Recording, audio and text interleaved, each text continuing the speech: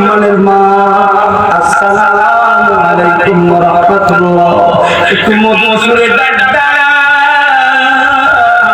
আমার মালিকের জন্য খুশি, বাংলা বাংলা খুশি। সালাম দাও শুরু করে দাও। তবে একটি থেকে দ্বিতীয় নম্বরে পয়গম্বরের বাড়ি অনুযায়ী সালাম দেওয়া শুরু করলাম। নবী আমার মক্কার জমিনে গলিতে গলিতে ঘুরে ঘুরে দিনের দাওয়াত দেওয়ার আগে, কথা বলার আগে সালাম দিত। অতএব আমরা আজকে থেকে সালাম দিব এক মুসলমান আর এক মুসলমানকে, কথা বলবো ঠিক কিনা?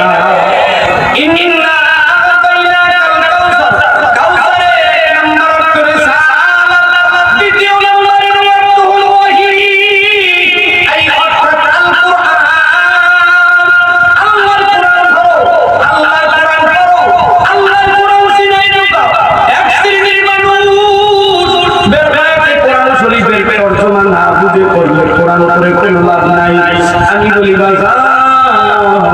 একজন বাংলা কোরআনের তর্জমা জানে না, তিনি শুধু জানে আলী, তিনি শুধু জানে বা, তিনি শুধু জানে আলহামদুলিল্লাহি রাব্বিল আলামিন। এইগুলা যদি তুমি অর্থ না বুঝা পড়ো, নবী বলেন না বুঝা পড়লে সওয়াব। মাতাদিরা সব সময় দেখতাম বাংলা চশমায় তাগি লাগাইয়া, বৃদ্ধ দাদি বৃদ্ধ নানি জানলার কিনারে নামাজের পাটিতে, দরজার কিনারে নামাজের পাটিতে আল্লাহর কোরআন পড়ে গুনগুন করে কান্না করি।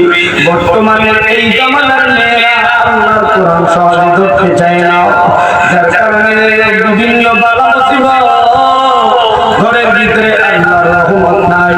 আল্লাহর কোরআন ধরো, আল্লাহর কোরআন পড়লে নবী কাউসারের দ্বিতীয় ওহী এই অর্থাৎ আল কোরআন, আল্লাহর কোরআন পয়গম্বর মক্কার মাটিতে 1 বছর নয় 2 বছর নয় 13 বছর কোরআনের তালিম দিলেন মক্কার মাটিতে। আর আমরা আল্লাহু তাআলার বাড়িতে পয়গম্বর 13 বছর কোরআনের দরস দিলেন। এই তেলাওয়াতে ইমানের দল Abu Jahl, Abu Lahab, Utba, Shaiba, Mughira, Abu Sufyan এরা গোপনে আইসা নবীর তেলাওয়াত শুনতো। আবু জাহেল একদিন দেখে ফেলেছে, ডাক দিয়া কয়, ও উতবা, শায়বা, মুগীরা কোথায় গেছিল বলে দাও। ডাক দিয়া কয়, আপনার ভাতিজার কোরআনের তেলাওয়াত এত মধু আর এত জাদু, আপনারা না শুনলে আমাদের পরাণ জুড়ায় না। আল্লাহর নবীর চাচা আবু জাহেল ডাক দিয়া কয়, মুহাম্মদ ভাতিজা, এতদিন কিছু বলি না, আল আমিন বলেছে, বিশ্বাসী বলেছে, এখন কিন্তু ধর্মের প্রচার করতেছো, ধর্মের দাওয়াত দাও বেশ ভালো, কিন্তু আগামীকাল ফজরের পর যেন মক্কার মাটিতে পাই না। মক্কার মাটিতে যদি দেখা যায় মুহাম্মদ, তোমাকে হযরত বেলালের চেয়ে নির্যাতন করা হবে বেশি।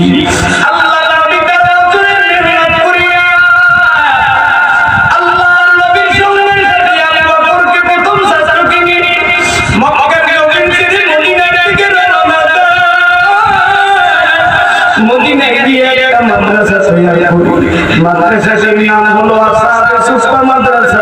সেখানে গিয়ে একজন নয় 70 জন সাহাবাদেরকে নিয়ে কোরআনের দরস দেয়।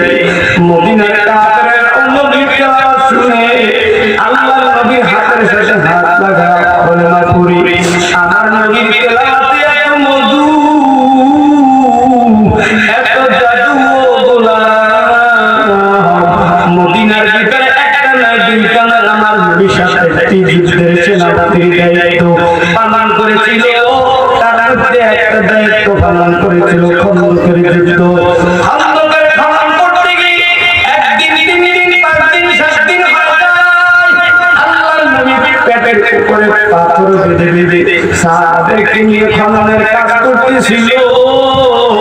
আল্লাহর নবী মুহাম্মদ রাসূলুল্লাহ সাল্লাল্লাহু আলাইহি ওয়াসাল্লাম সেখানে বসে আল্লাহর নবীর সঙ্গে সাথী সাহাবাদেরকে নিয়ে